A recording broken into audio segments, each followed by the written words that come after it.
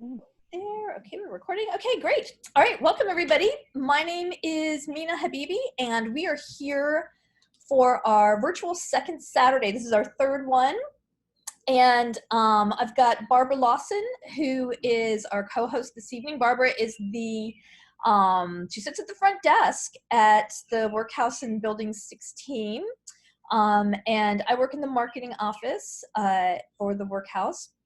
And so we're here to offer our virtual second Saturday. As you come in, if you could just make sure to mute yourself so that we don't get background noise in with us, that would be great. So if you're new to the Workhouse and second Saturday, first of all, the Workhouse, we're an innovative collaboration of artists, of community events and engagement, education, and we have art of movement exercise, so that we provide a nice way for people to experience the arts in a whole holistic way in Northern Virginia. And we also have performing arts. So that's what we are. And our second Saturday is once a month on the second Saturday of the month, usually live on campus, but since COVID-19, we've been doing it virtually, where our community has the opportunity to come on campus, go into the buildings. We're open later, 6 to 9 for that event. Go into the various artist buildings, see the galleries, meet the artists in their studios, and get to know them and their work a little bit better. And often there are shows. The artists might come together as a whole and give a show, or an individual artist might be featured for that building. And so that's what we've also been doing in our virtual second Saturday. So we have a really diverse offering tonight. We've got pretty much something from everybody. We've got mixed media, we've got painting, we've got glass, we've got ceramics, and we've got fiber art.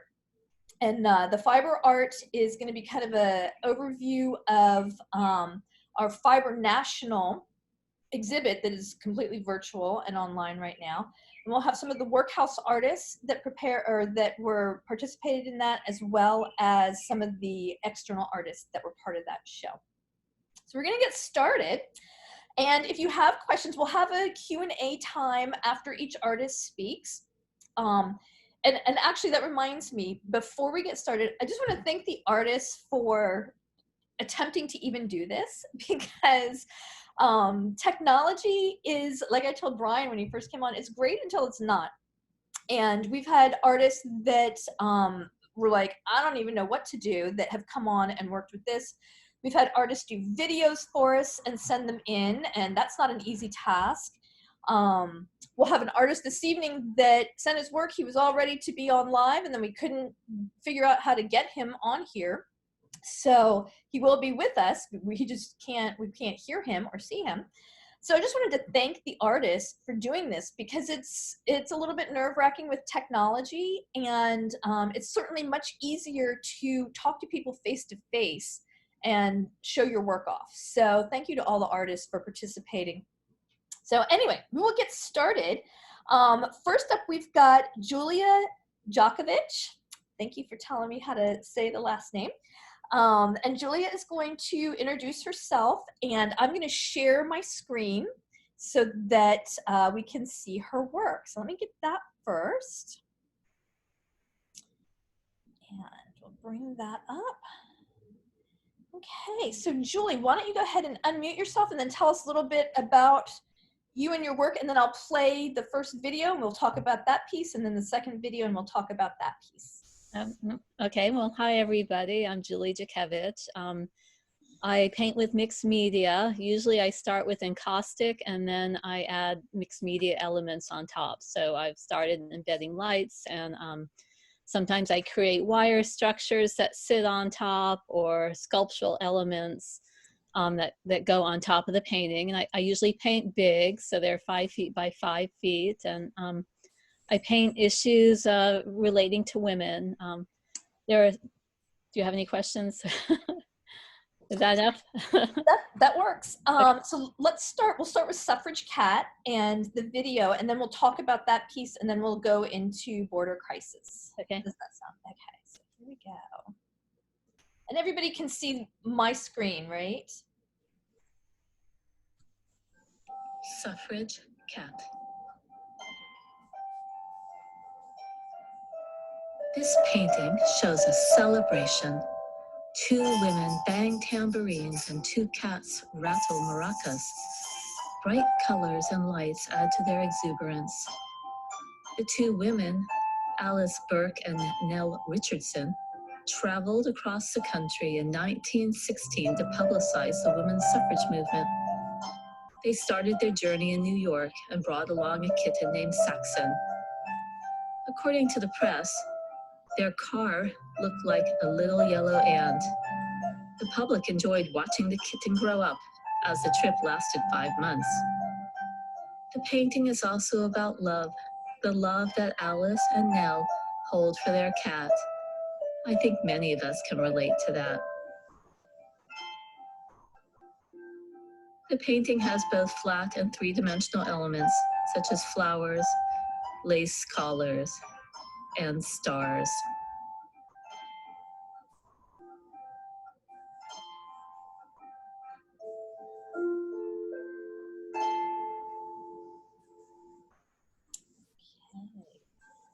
Suffrage. Hold on. And then we'll pull this up here. There we go. So tell us a little bit more about this piece. So first of all, it's 5 feet by 5 feet, right? Right, yeah. So it is a big piece. What specifically would you like to know? I mean, that. Sure. So just looking at this, it looks like there's some things glowing on it. Are those actual lights? Right. I've developed this process of embedding teeny tiny lights into the wax. So you can't see, but behind the painting, there's electrical wires and circuits and things like that make it happen. This piece was supposed to be part of my solo show at Monmouth University in Long Branch, New Jersey. And if it had hung on a wall, the wires, I encapsulate the wires from the bottom of the painting, it would have like plugged into a box to make the painting light up. Okay. And tell us a little bit about what encaustic is.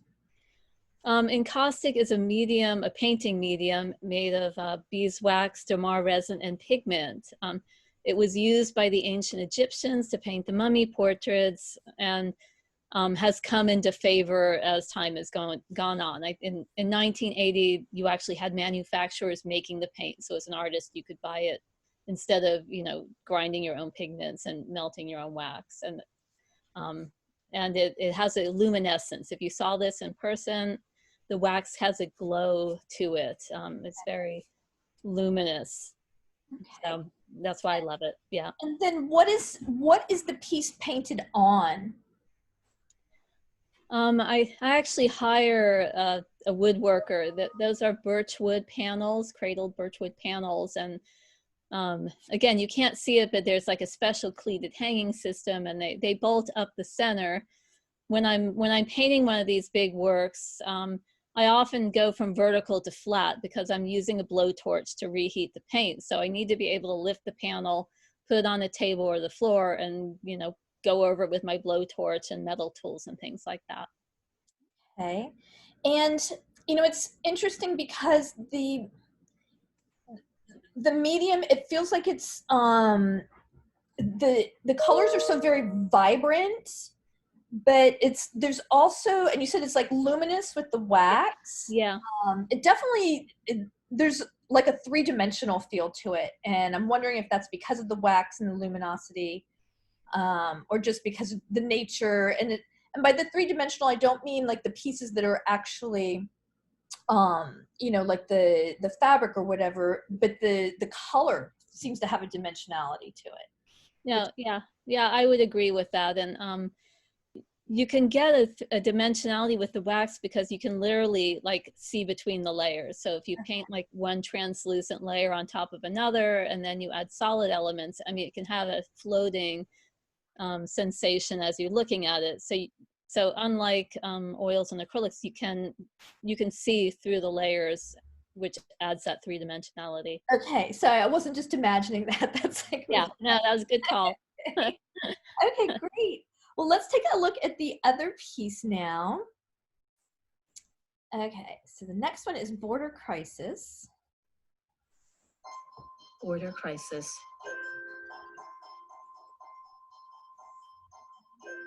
In an effort to deal with illegal immigration, the United States is putting children in concentration camps. In those camps, the children are separated from their families and receive inadequate health care and other poor treatment. The painting depicts the icebox, the frozen room where children are first brought. A demonic figure beats a child while monstrous birds cheer. Other children are beaten and kicked. Above it all, a crying toddler is torn from his mother's arms. You may notice that I'm using a blue palette for this work to represent the coldness of the icebox and the people who run it.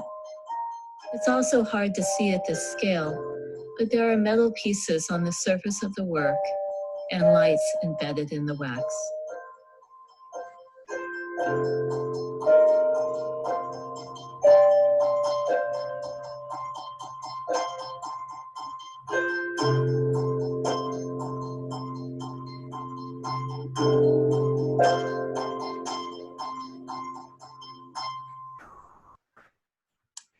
Okay.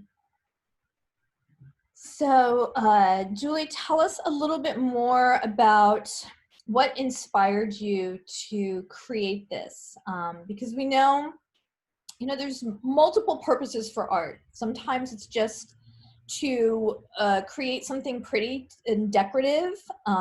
Sometimes it's to feel good. Sometimes it's social commentary. And we actually have a number of pieces that are social commentary tonight, which I found interesting, and I'm not sure if that was just coincidental or if it was like some sort of synchronicity happening tonight.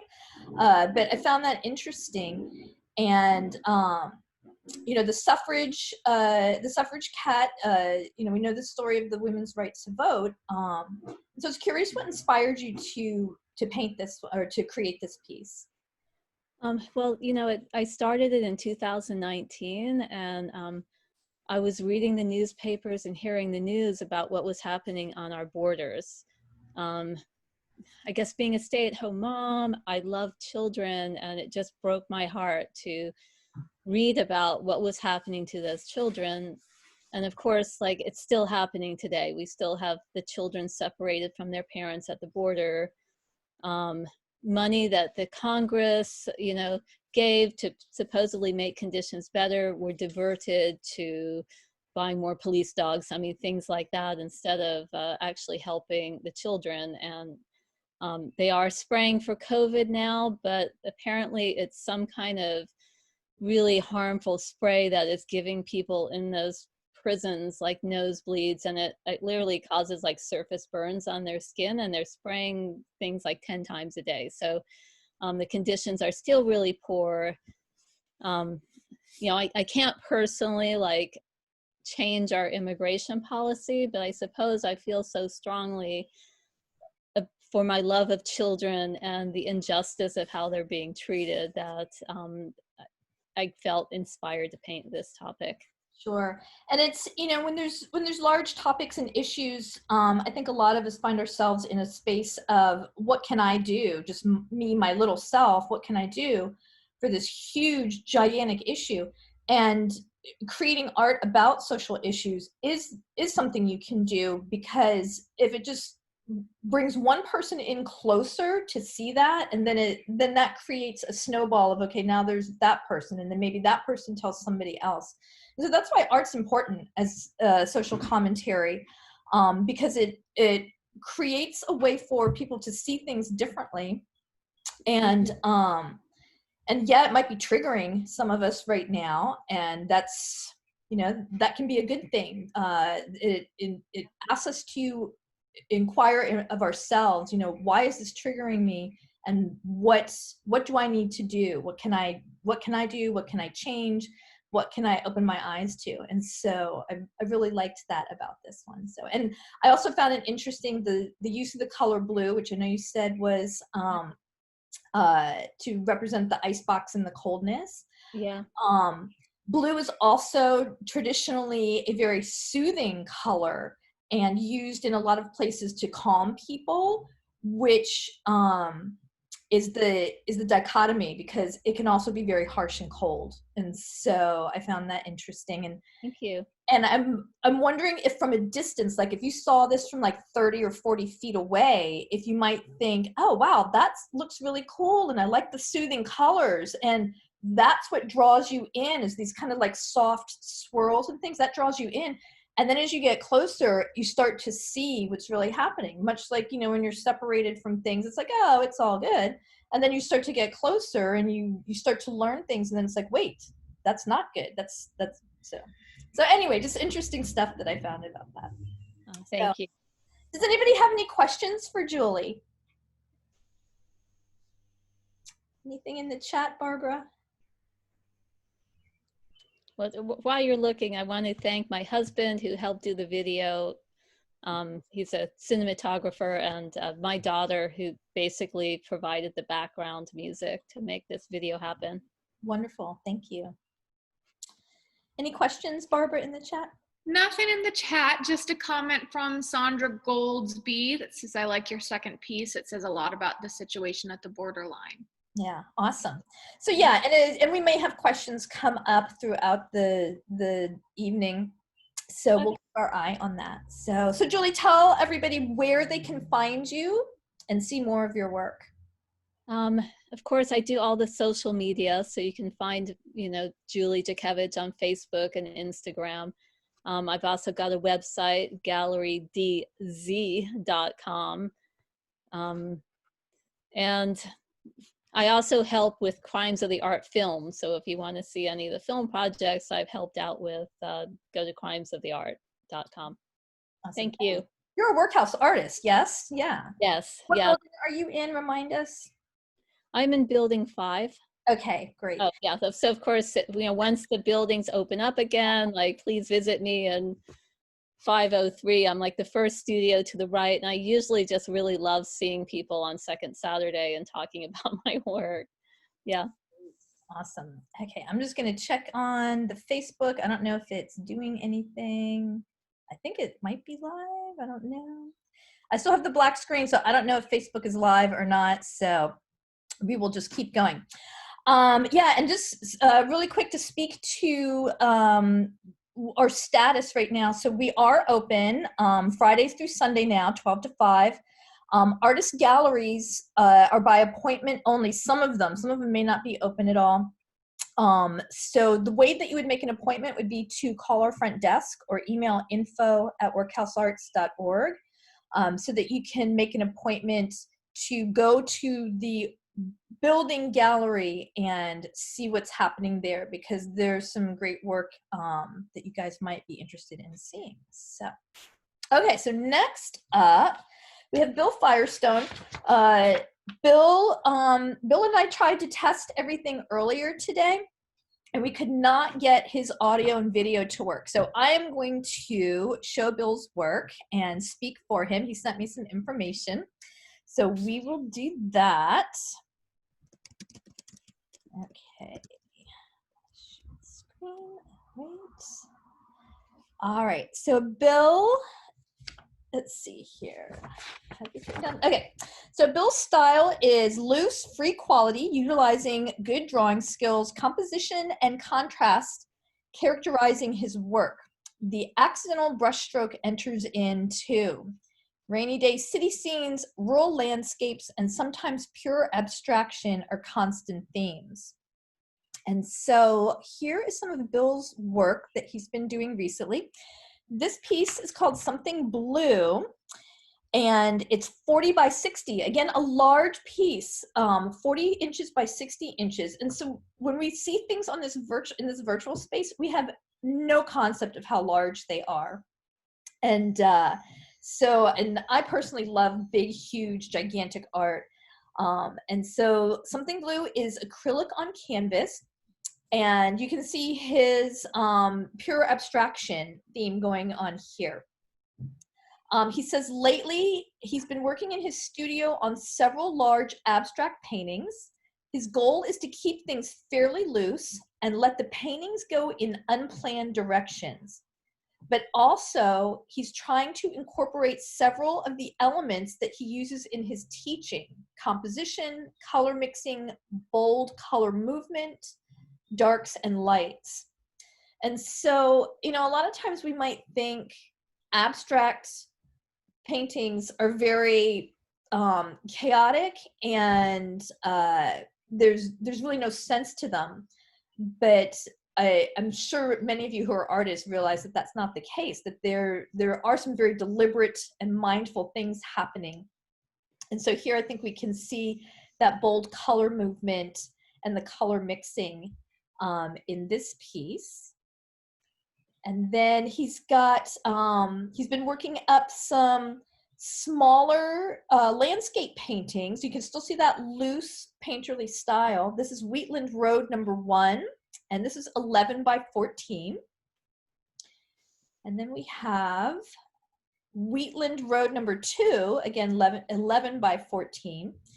And he says that he has a tendency to do things like this several times, letting each one go in different directions. And again, these are acrylic on canvas. And this one, to me, you can see how the way that he's used the paint, that it's very mixed down with some sort of medium. And so it almost has a watercolor kind of feel to it, where it's not thick and opposed to that one where you don't get that kind of watercolor loose feeling. And so, depending on what you're mixing your paint with, it can definitely change. And then this last one, so I sent out an email from the Workhouse inviting our community to join us. And somebody messaged back, has Bill been motivated to do anything as related to the pandemic? And so I asked if he had, and so he sent something, which was this piece here. And so this was something that he had been working on in response to the pandemic. And again, it looks like there's no sense to it, but certainly with abstract art, there can be a lot of sense to it. And when things are chaotic, there are other things behind it that make it organized. So anyway, if you have questions for Bill, write them in the chat and he might be able to answer them in the chat. You can find Bill in Building 10, Studio 1012, and his website is billfirestone.com. And so, Barbara, any questions for Bill in the chat? Here. Not currently, but I'll keep us updated. Okay, no problem. So we will keep moving on. And again, if anybody's interested in checking out the artist building galleries, you can make an appointment for some of those. And we will, they'll be setting those up by calling our main number or going to info@workhousearts.org. All right, next up we have glass artist David Barnes. And so David could not be with us tonight, and he put together some videos for us. And so you'll get a sense of what the artist gallery and studios look like, and his glass work, which is pretty amazing stuff. And so I'll just read a little bit about him first, because he reminds us throughout his video. David's artistic goal is to bring the brilliance, color, and dimension of art glass together with the art of design to form an exciting visual experience full of visions, impressions, and memories. He enjoys using a variety of different techniques in combination, which you guys will see, to achieve unique lighting effects throughout each work. And so let's take a look at David's video here. Hello, folks. This is David Barnes from the Workhouse Arts Center, and welcome to Second Saturday Virtually Gallery Walk. And I've been an artist here at the Workhouse Center for 12 years, and I do kiln formed, fused, and cast glass. So as we walk around the gallery, you can see some of my glass work that's on display. I do kiln formed, fused, and cast art glass. And we're just walking around, taking a look at things just like you would. So you can see some of the other artists have work at the Workhouse. Also, my studio is in building 7. And here we walk down the hall towards the studios. And we all have work down the hallway and in our studios themselves. You can see we have some people working here. And so this is my studio, Studio 708. And with kiln formed, here's some of my work on the hallway, some of the bigger work.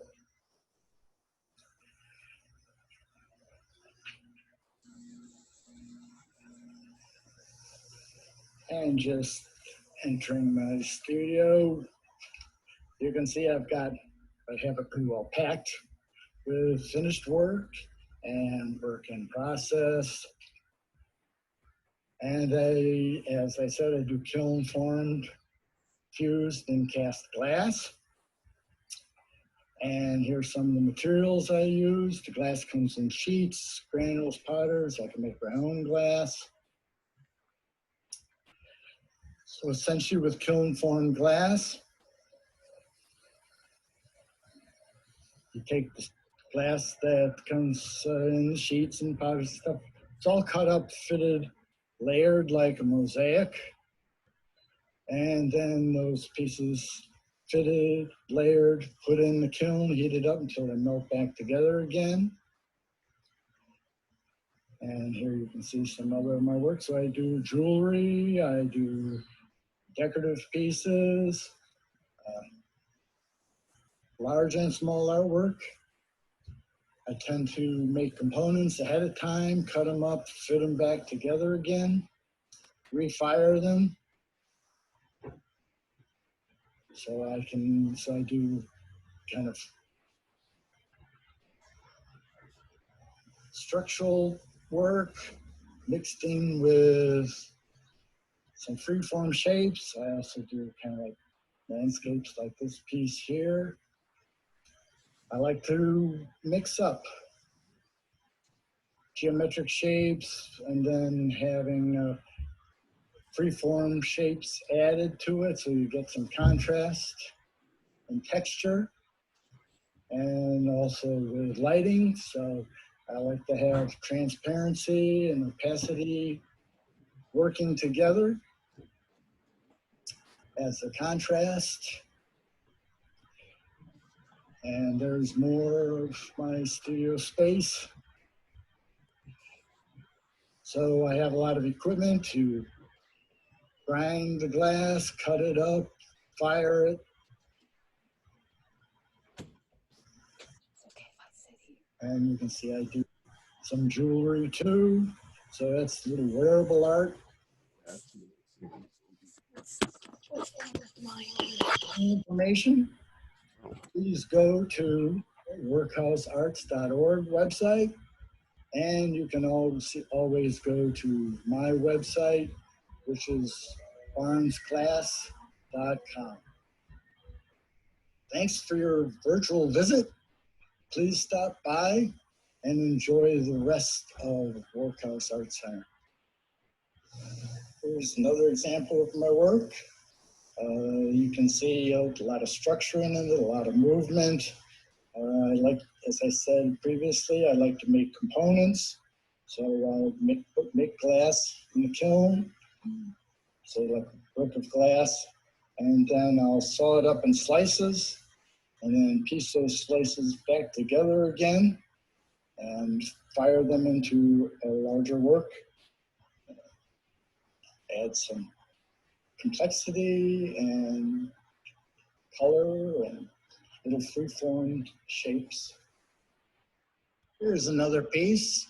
You can see that the glass can be quite complex, or it can be as simple as you want. Just depends upon your vision and what you're trying to say. I like to add a lot of color. This piece has a special glass in it called Dichroic Glass. So when the light hits it from behind, it looks different than when the glass is lit from the foreground. That's the great thing about glass. It's like getting two artworks for the price of one. It looks different at nighttime than it does during the daytime, depending on how you're setting it up.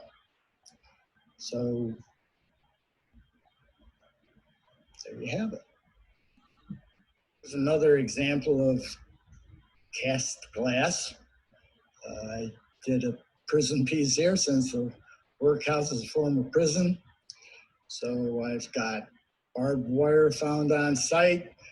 I've got clasped hands and then a dolly-esque clock fused and draped over the top.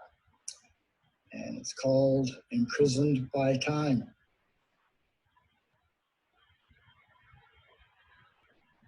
Okay. So that was David Barnes, and you can find him in Building 7, Studio 708. His website is barnesartglass.com. Do we have any glass artists on with us right now?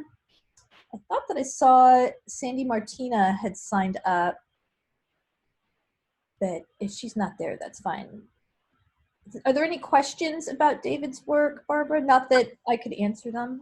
I mean, Cheryl Peasley and Sandy Martina are here. Okay, great. Sandy, can you, because last time Cheryl was on with us, Right? and so her work is flame. So she's Right. got a torch and she's melting glass to create shapes and then, and creating like smaller shapes and then putting them into a kiln to harden. Is that correct? To anneal. It's Okay. called annealing, right? Okay. Yeah.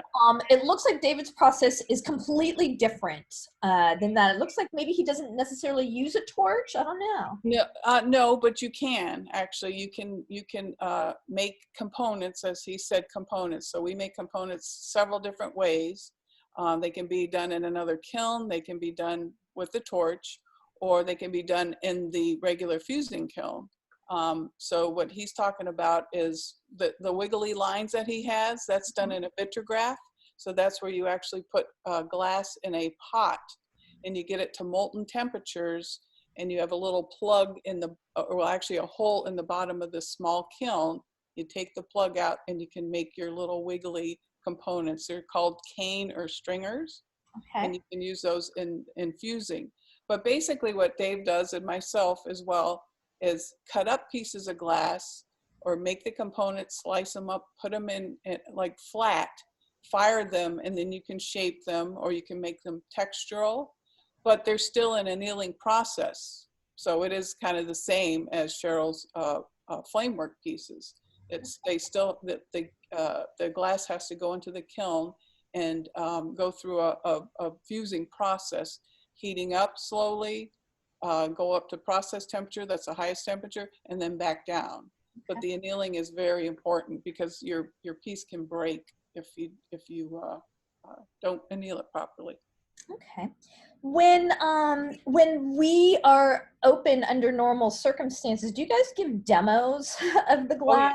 Oh, yeah. Absolutely, Okay. yep. And Cheryl Peasley is a great demonstration artist. She loves showing folks, and absolutely, yes, we do. Okay, great. Barbara, any questions that Sandy might be able to answer? Well, right now I have a question from Anne Ungar. It says, beautiful work, wondering what the price range might be for David's glass creations. Gosh, I have no idea. Neither do I. Probably, I'm trying to think. Oh, 200 to several thousand. yeah, 200 to several thousand. The jewelry is, maybe a little less, but yeah, for the bigger pieces, yeah. Okay. Anything else, Barbara? That's all we have right now. Okay, great. Thank you. All right, next up, thank you, Sandi, for jumping in. Sure. I saw you on the list earlier, and I'm like, I'm going to see if she'll answer some All questions. right, great. All right, next we have Brian Grow. Brian is a ceramics artist at the Workhouse. So Brian, why don't you come on up, and we will look at some of your work. Great. Man, I just, what a good night to be here. I love Julia's work. There's so much process there, and the surfaces are so supple, and Bill's paintings are just so loose and spontaneous in nature, and that's an idea that I embrace thoroughly in my work, or at least I try to. So, yeah, it's a really great night to be here. Everything I'll talk for a little bit, and then we'll look at my images, and hopefully it'll all make sense. Again, I'm Brian Grow, and I work in clay, ceramics, and I'm pretty much enthralled with the tactile qualities of medium, of clay.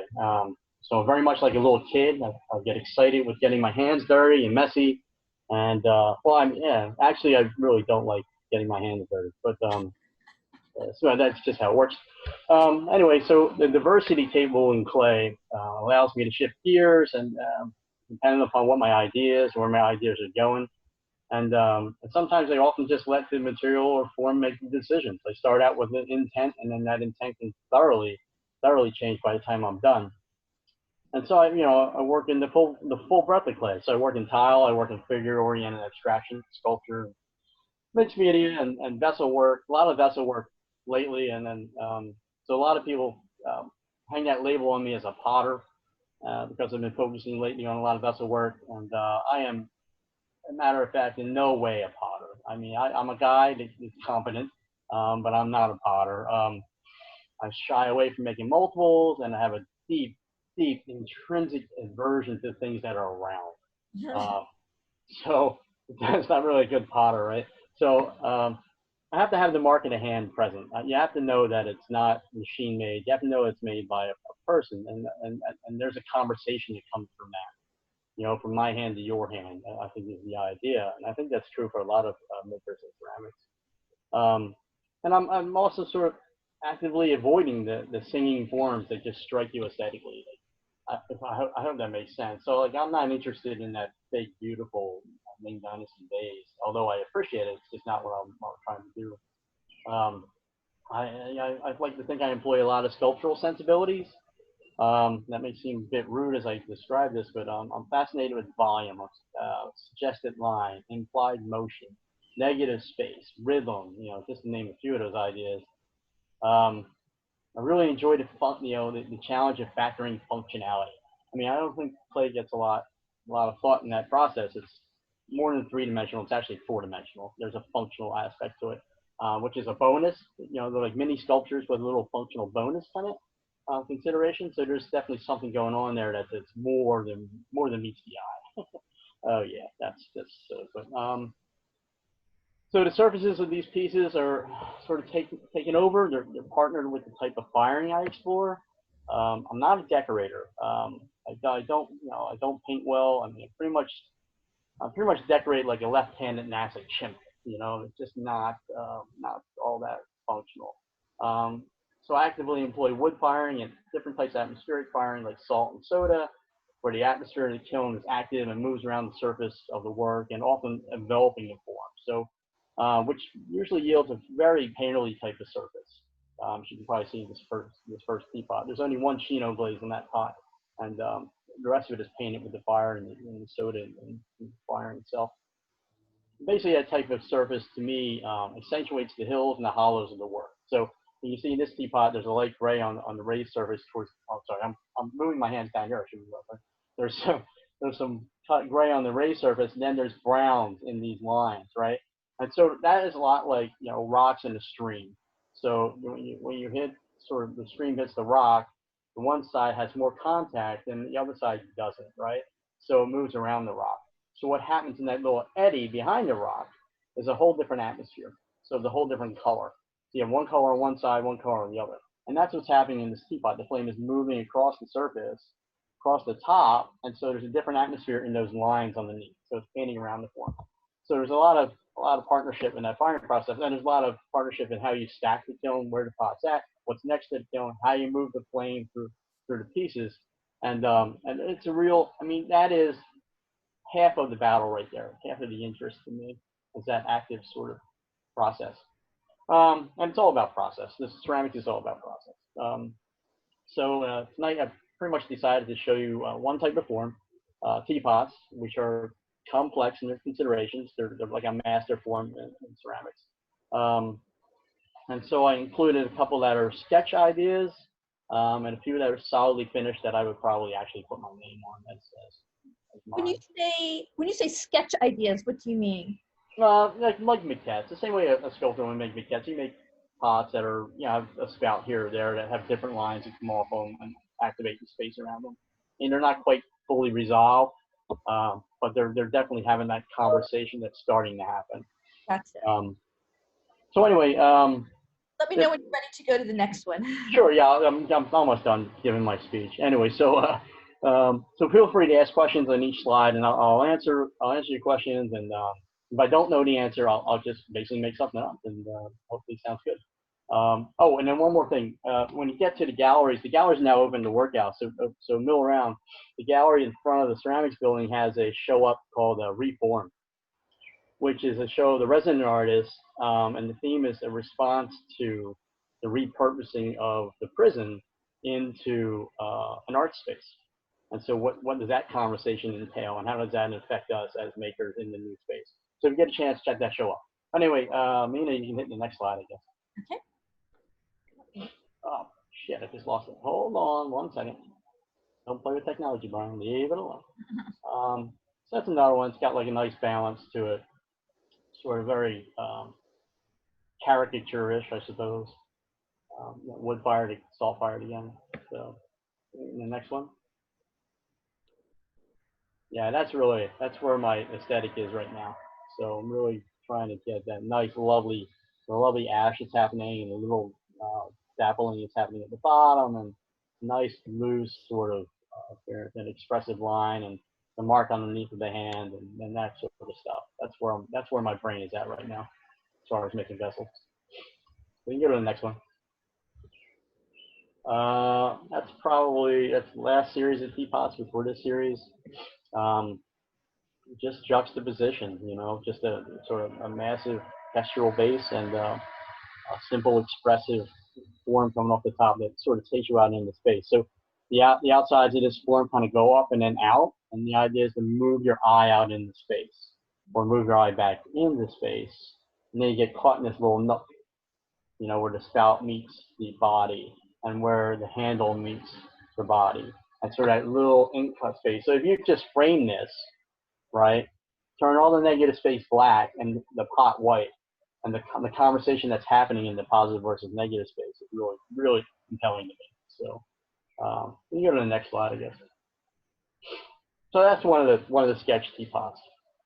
So trying to be a little more loose and expressive and soft at the same time, and trying to resolve different handles and how to move line in the space. But this is it's too much like a cartoon. It's got this sort of beard and lip and giant nose thing going on. It's just on the cheekbone. It's just kind of too silly for me to be recognizable in some other format. You go to the next one. I think that was all that you sent, or those 5. Yeah, okay, good. Yeah. I have a question about this one. Okay. This bottom piece, is that part of the vessel? Like, is it hollow where you could technically feel something into it, or is that more solid, and then this part up here is what's hollow? No, it's hollow the whole way through. Okay. So, and then there's a base, a floor, the bottom, on the bottom, that rocky sort of texture. Gotcha. So everything goes all the whole way through. Gotcha. And about how big are these teapots? Oh, they're all in sort of the 12-inch sort of range, 12 by 12, that kind of ballpark. Okay. Yeah. And so, like this one and the other ones as well, it looks like you're throwing them on a wheel and then doing stuff to them afterwards. Is that kind of how the process is? Yeah, definitely. I'm throwing a lot of parts and then distorting the parts and then reassembling. Okay. Usually when you're making, maybe not usually for everybody, but usually for me, if I'm making teapots, I'll make 10 tops, 10 spouts, 10 handles in order to make 3 teapots. Okay. So he's constantly playing with proportions in space. And then the parts on this one, the bottom is a thrown piece that I just beat the living daylights out of with a board and various tools to come up with this textural sort of effect. And then the top is then attached to that. And then sort of trying to marry the two with the handle and the spout. So lines that come off the space. Sort of contrasting. I love how this one is, it's got the like very structured part of it, and then the very like, the chaotic part of it. Mm-hmm. Yeah. And then like this one, did you take your hands and make these Yeah.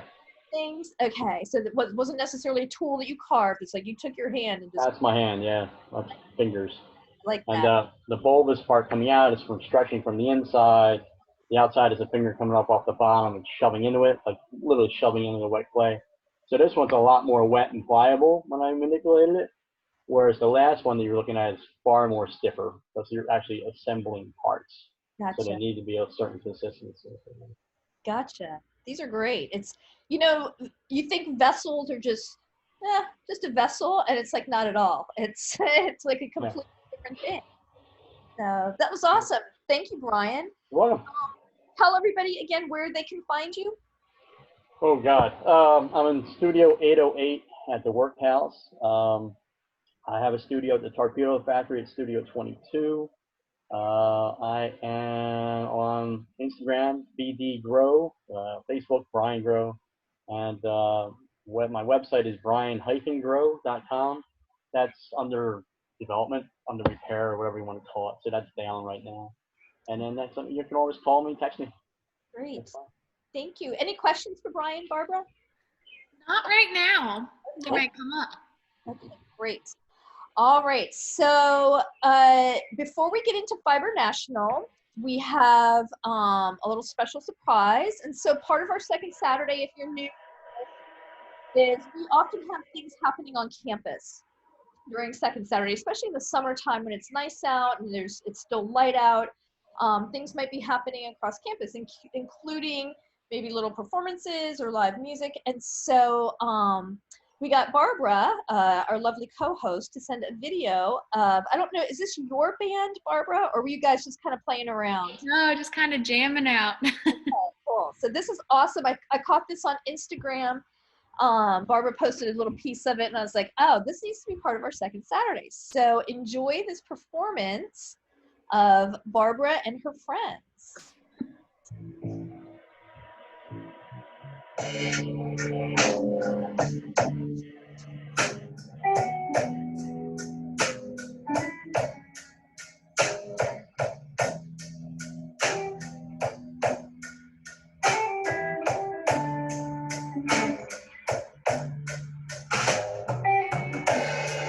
Used to spend my nights out in the ballroom.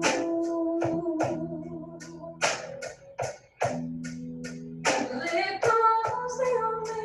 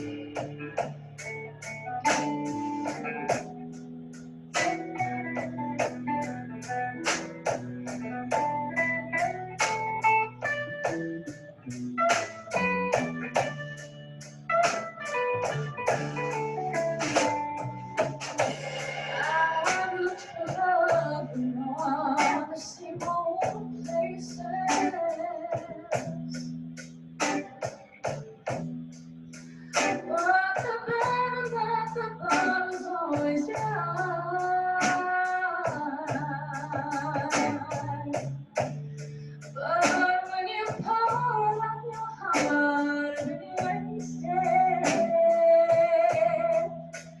'cause there's nothing like your love that gets me high.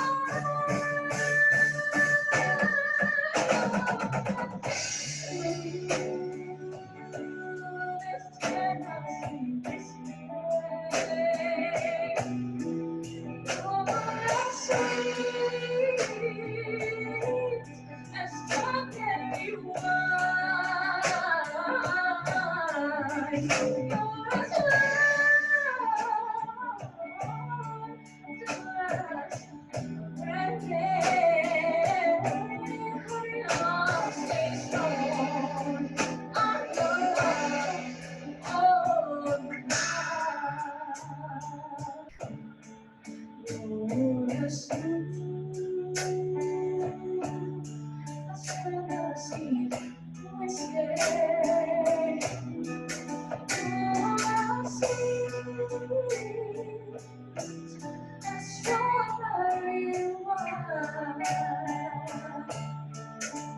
You're as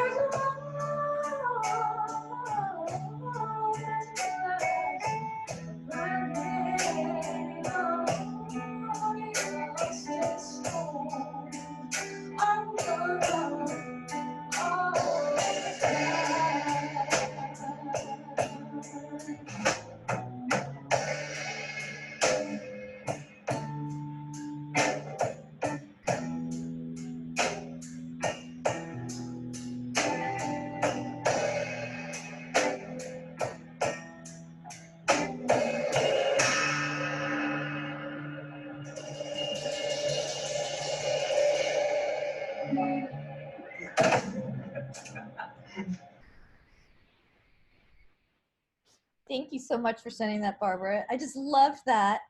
And thanks for letting us play it.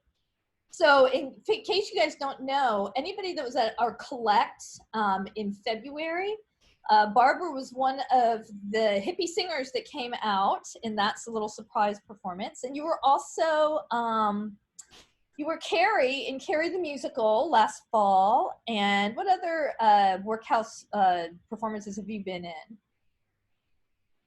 I think you're muted, yeah. I think I did my first show at the Workhouse when I was 14, and I'm about to turn 23. So it's been a very long time, but recently I was also, right before Carrie, I was in Man of La Mancha, and I've also been featured in the Cabaret series a few times. Awesome, great. Thank you, Barbara. Yeah. Okay, so now it's time to get into Fiber National. So Fiber National is our first all virtual exhibit, and we're running a little bit over time, so bear with us. I had some suspicions that might happen tonight because we have a lot going on this evening and a lot of versatility. But we've got, so Fiber National is our first all virtual exhibit, and we've got the Juror Trudi Van Dyke on with us to talk a little bit about the show while I show a few of some work from some of the artists that aren't on with us tonight. And what I found just absolutely amazing about Fiber National is that it is extremely diverse. Some of these things I never would have thought are actually fiber art. And you'll see as we start to go through this. So Trudi, if you are on here, you want to go ahead and unmute and come up. Okay, I'm here. Great, yay. It's like you never know until it's actually happening. So why don't you introduce yourself, Trudi, and tell us how you became the juror of this show, and a little bit more about the show as a whole, and then we'll just kind of go through these pieces briefly, and then we'll get into some of the artists that we have. Okay, first of all, I appreciate the opportunity to jury this national exhibition. I have been specializing in fiber art for many years. I am an independent curator, and I represent artists and put together exhibitions to take around the country. I have an exhibition right now at the Virginia Quilt Museum, which reopens next week, that's called No Fabric, No Rules. And I've asked each of invited fiber artists to create a work in something other than fiber. So we have a wood quilt at the Quilt Museum, we have paper, we have mosaics, we have a quilt made completely out of hotel car keys. So come to the Quilt Museum and see it. That's what I'm most proud of right now. Putting the Workhouse show together was a good challenge for me. I'm familiar with the space out there. I've had a couple of other exhibitions I've curated over the years out there. And so I knew that the show could include a diverse amount of different kinds of projects and pieces of art. So you'll see as Mina goes through the work that I've chosen some small pieces, some large pieces. I've tried to include as much different type of media as I can. Traditional weaving and quilting, and some other kinds of fiber clothing and three-dimensional work. And I think as you look at the pictures, you'll get a feel for what I was trying to do. There were many applications and lots of good work to choose from. I think there was plenty to do a second show, but based on the size of the space, it had to be limited and cut down.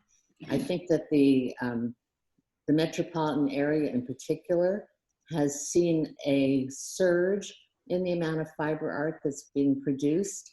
I see that sales in general have increased for fiber artists as people are beginning more and more to realize that it is a legitimate art form.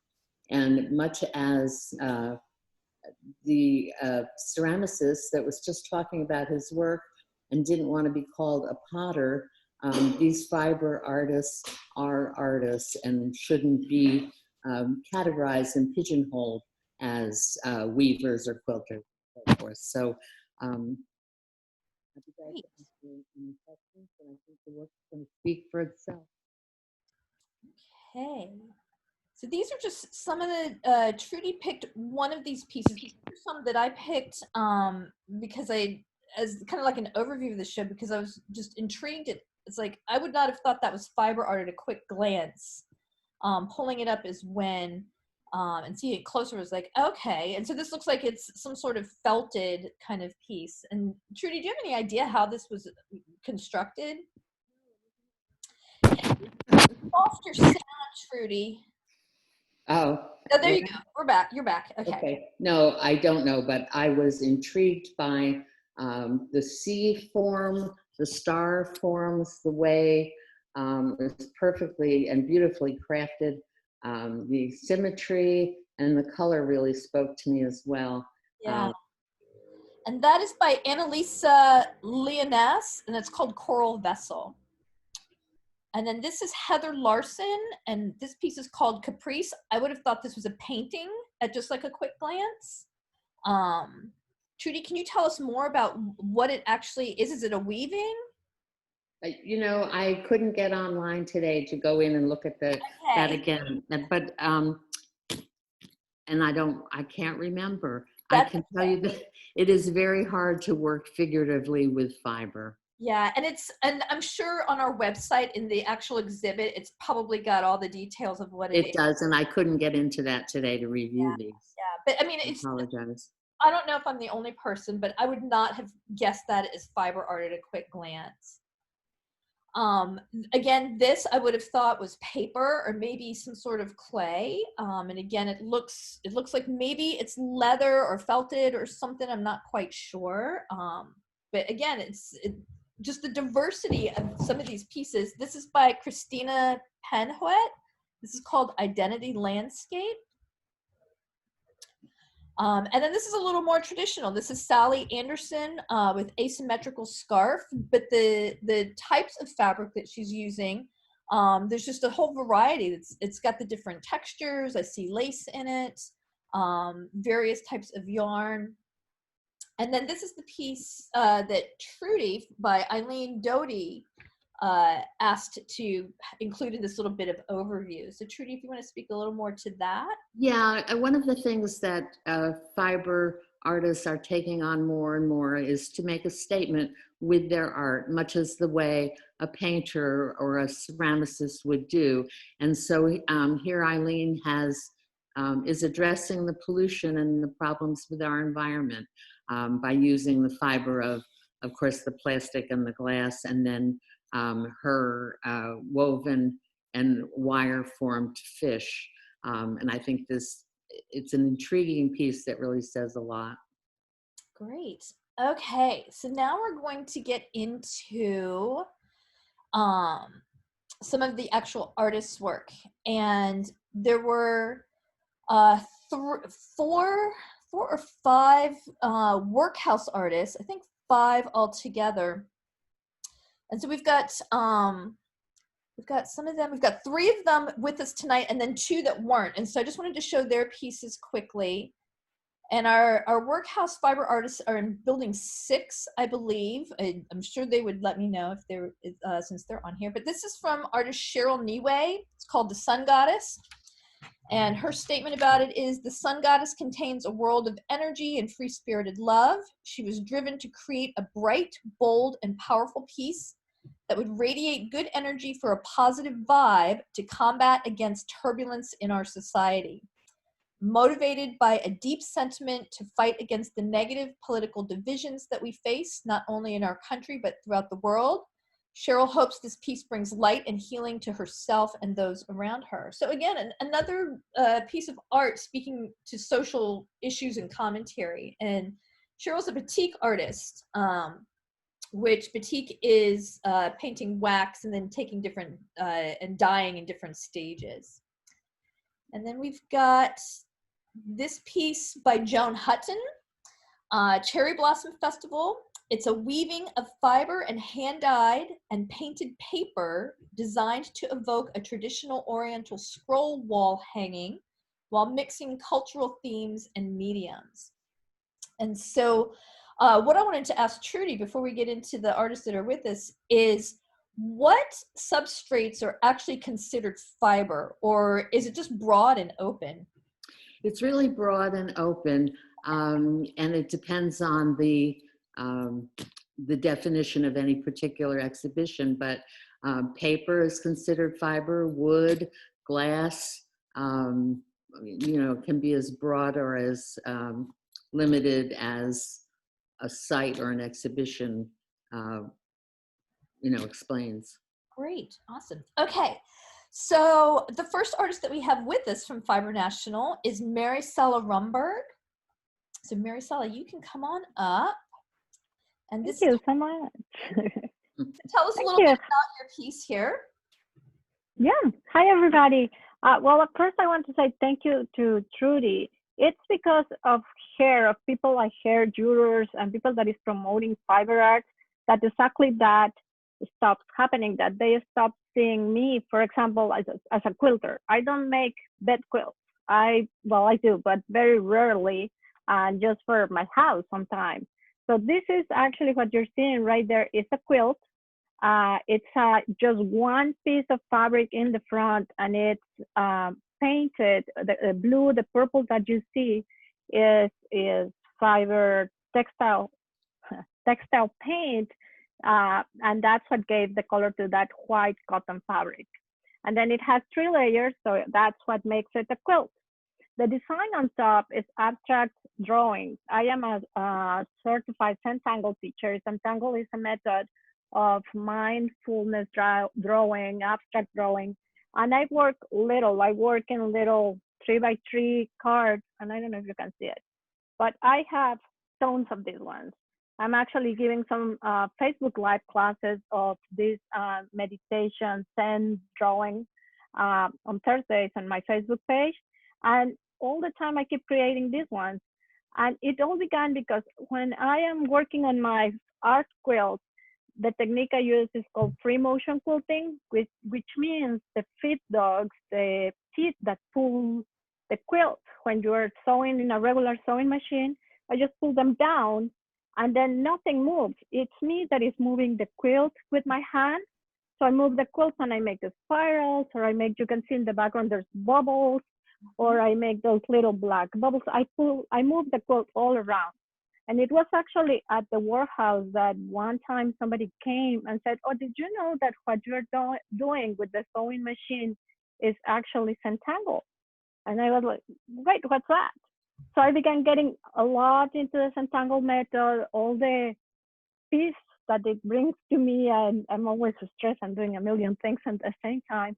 So when I saw that I was able to incorporate the Centangle abstract drawings with my quilting, then it just clicked and it was awesome. So I was looking all day around here, my studio, and I actually found the original drawing that I had to make that piece. And it's all in this size papers, 3.5, or these circles are a little bigger. They're called mandalas.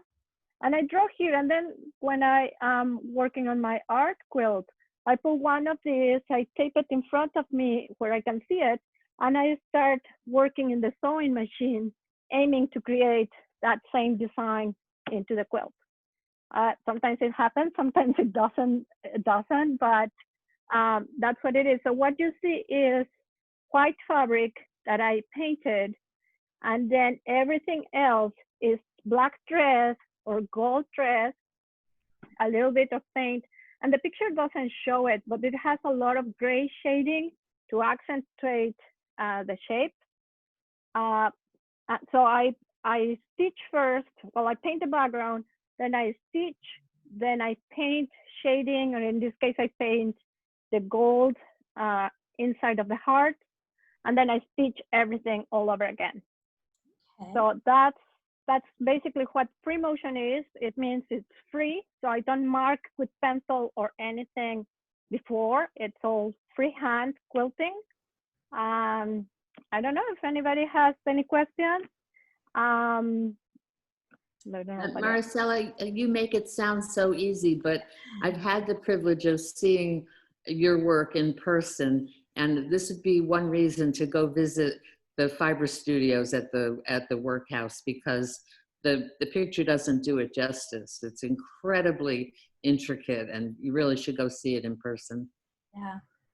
Any questions, Barbara, for Marisela?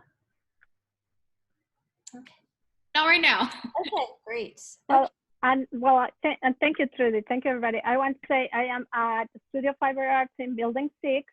You can also see my work at Torpedo Factory at the Potomac Fiber Arts Gallery, and at the Loft Gallery in Occoquan. Great. And here at my home studio, some a lot also. Thank you. I have a couple more pieces here. I can pull them up very fast so you can understand the same concept. So I don't know if it's clear there, but it's exactly the same thing. So it's an abstract piece that it began as a drawing, then I stitch, then I paint, and then I stitch everything all over again. Yeah, and these are things that we definitely need to see in person at the studio for sure. Okay, so next we have Ann Liddle. Oops, that's not Ann's piece. Where's Ann's? That's not me. No, where is yours? Here's yours. It's out of order. There we go. Okay. So Ann, tell us a little bit about your piece here. Well, it's called Happy Tree. And I had seen an artist picture in some art from an artist in a magazine, and she did a fiber tree. And I saw her work at the Museum of Art and Design in New York. And I thought, well, I'm going to make my own tree. So I had a lot of fun. I had some pieces of cotton knit mostly, some woven fabric that I used at the tips of the branches, but I hand sewed most of it and stuffed it as I went along, and it was just a fun thing to do. So that's why I called it Happy Tree. Awesome. And you're a Workhouse artist in Building 6 as well, correct? Yes, 608A, yes, in Building 6, yep. And we're open, and my studio is going to be open, so I hope people can visit. Awesome. Any questions for Ann, Barbara? Not right now. Okay, great. Okay, next we have Heidi Hooper. with Frazetta's Egyptian Queen. Is Heidi on here? Not sure that I saw her on the list earlier. Heidi was, so the people that we reached out to be live with us tonight were Workhouse. Mina, she's there. She's waving at you, but she has her microphone muted.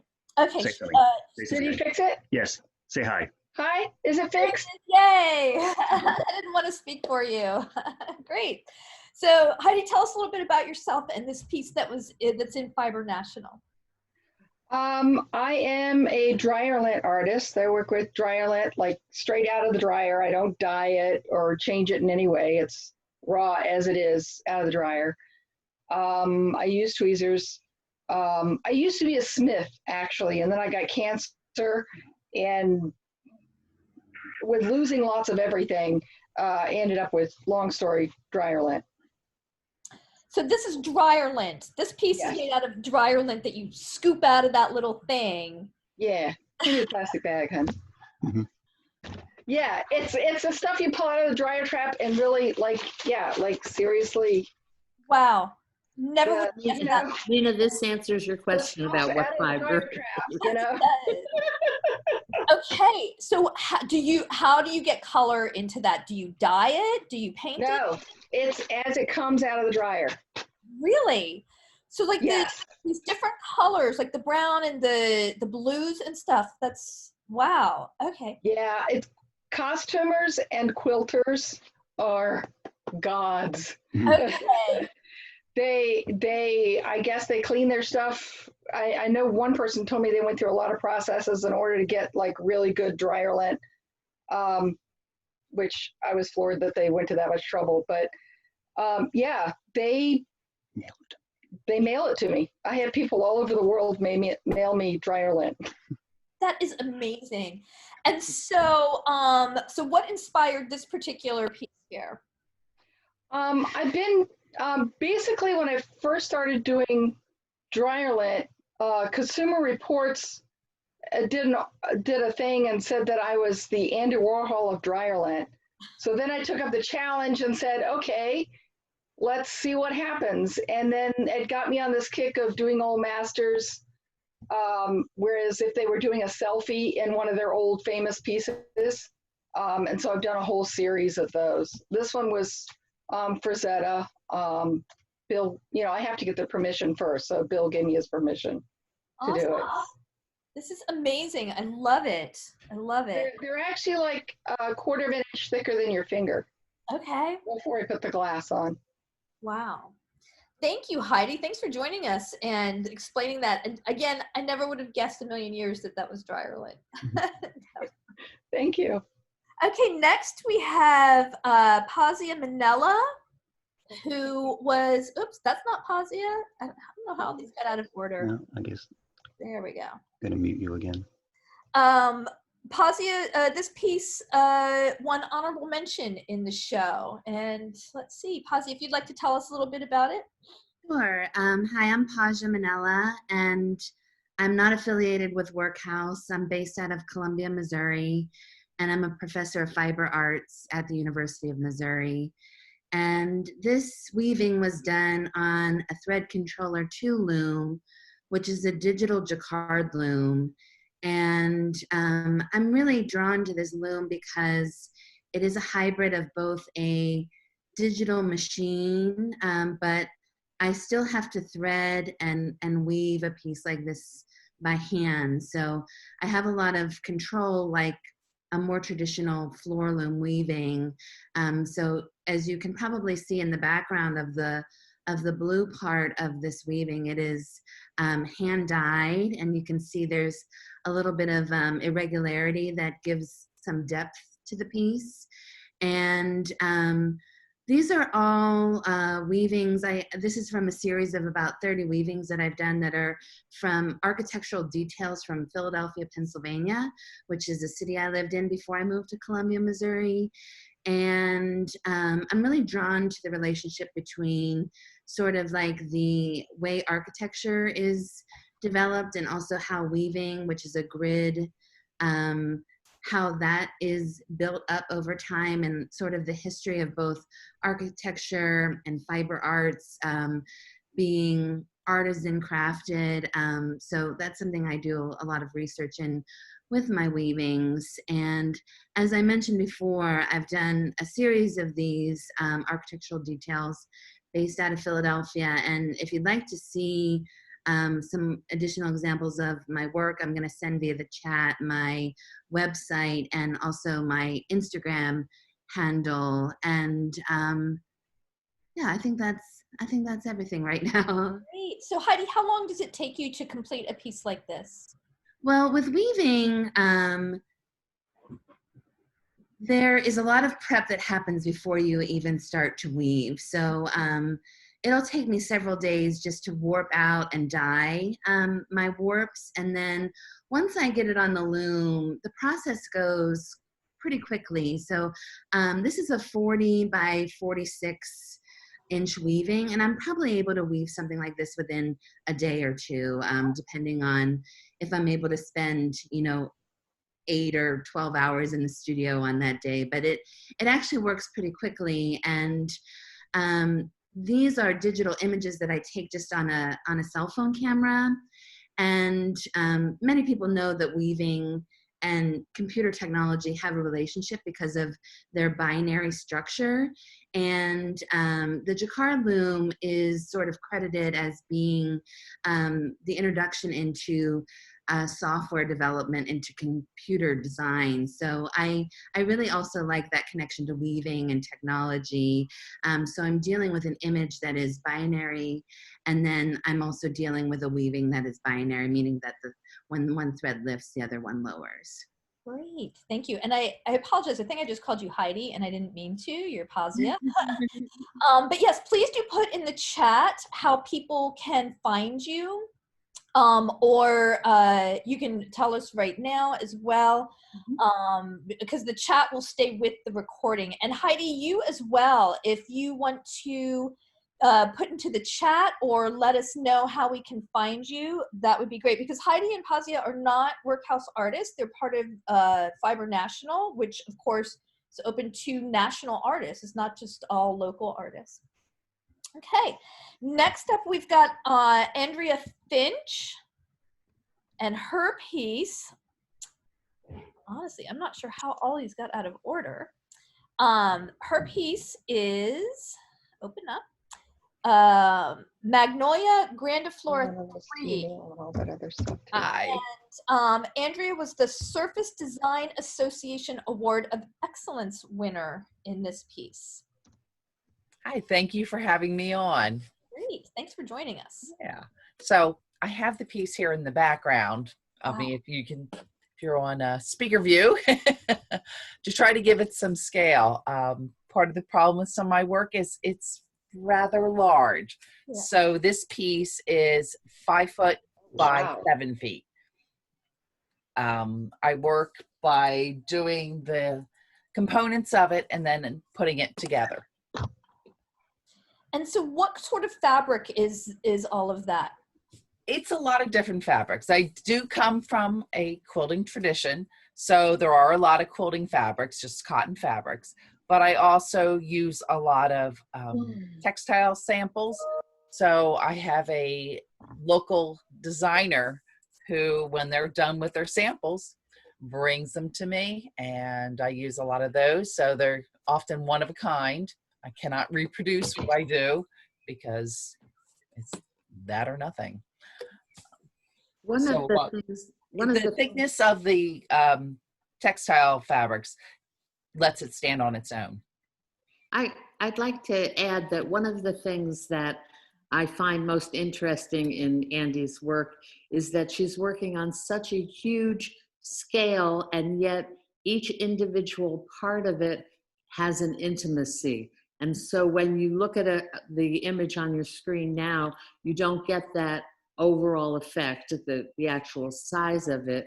But if you look into each of the individual components, you'll see the intimacy that's in there. And that's what draws you to the piece, not the scale of it. Yeah, I can see that, how the different sections have that intimacy.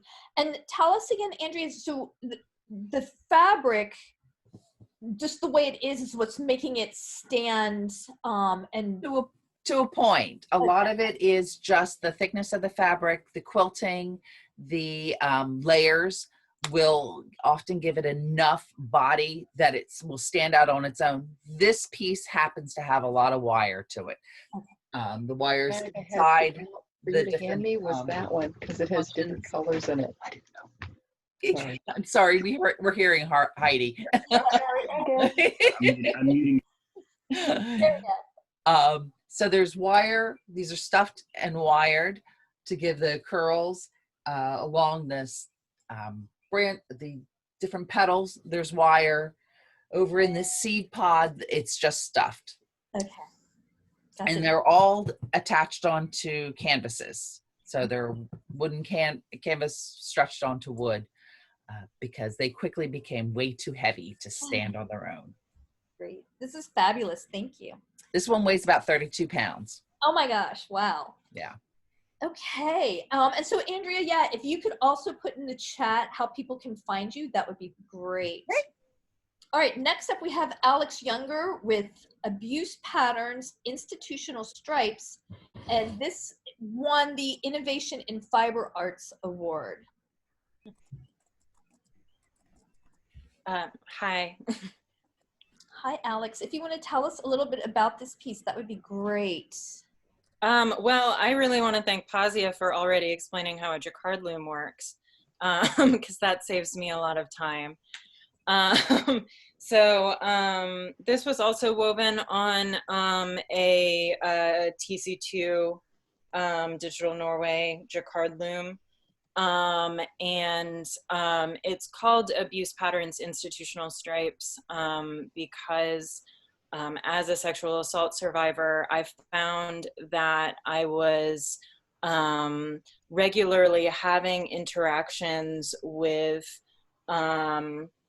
both, you know, the schools where I was an undergrad and then, you know, much later a grad student, and with various employers and things that recreated and perpetuated trauma and feelings of abuse, and that were not being had by my peers who didn't have similar experiences, that I was being regularly put in situations to have those conversations that were pretty specific to me.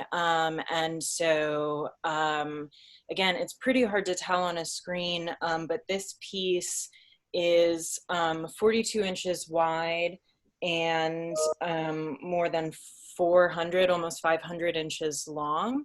And so it is intentionally rolled to have this feeling that it is sort of going on forever, because, you know, once these situations and these interactions do sort of perpetuate. The text is taken from, you know, communications with both my grad schools and, you know, my employer that I felt like was really showing the institution's place, even though obviously none of the people who wrote these things actively abused me. And the other thing that I know is really hard to tell in this image, it's woven in a damask structure, it is not really mixed media, but mixed fiber. It's woven at basically the same aspect ratio. So the file was not adjusted for whatever fiber was being used, but there's a really wide variety of fibers and a really wide variety of thicknesses. And so, you know, that warps the text, stretches it, shrinks it down to the point where it's not particularly legible in different places and gives it different textures. And so this piece, I just have to reference my notes for it is cotton, mohair, wool, rayon, rabbit hair, and Astroglow lurex. Wow. That's amazing. And, you know, it's with pretty much everything that we've looked at tonight, the image is just, it's like you just need to be up close and see them live to get the full effect and response with them, because the images, the flat images, just don't do them justice. And especially with the fiber arts, it's like fiber is such a tactile thing, much like ceramics, much like the mixed media, where it's like you want to see that depth in these different pieces. And yeah, I wish that we could, and you know, thankfully we're able to do it this way. But yeah, it's just it's amazing. And so the words on here are part of the weaving. You did not yes, so it's on or anything. No, it's not embroidery or anything like that. It's all woven. So it is a damask structure, which you know, is for non-weavers, a damask structure. It's an unbalanced weave structure. So when you get really close, you can see that it's all part of it, but what's really happening is the warp, the thread that is through the loom is the white. It's actually like a cream color, but from a distance it looks very white, and on a black background it looks very white. And then all of the wefts are black, or, you know, because some of them are more natural, like wools, and the rabbit hair is kind of it feels gross and it's like a dark gray. But, you know, mostly black. And so what you're actually seeing is the ratio of the warp versus the weft yarn that you're seeing in different areas, shifting from almost completely the warp threads to almost completely the weft threads. Yeah, so it is all embedded into the fabric. It's the structure of the fabric. And if you can see which is also why if you can see where it's rolled up on the bottom, you get this sort of negative effect on the backside. Great, awesome. Thank you so much for joining us and sharing about this. Okay, and our last piece, thank you everybody for sticking with us. Our last piece is with Sandi Goldman. Sandi is a Workhouse artist, and she won the Bunny Clark Award of Excellence. And so, Sandi, thank you for waiting to the very end, and tell us a little bit more about this. Well, first off, I want to say thank you to Trudi for choosing my piece to win the award. So exciting. I'm really happy about it. I have the piece here so you guys can see how big it is. So I probably can't get back far enough, but it's pretty big.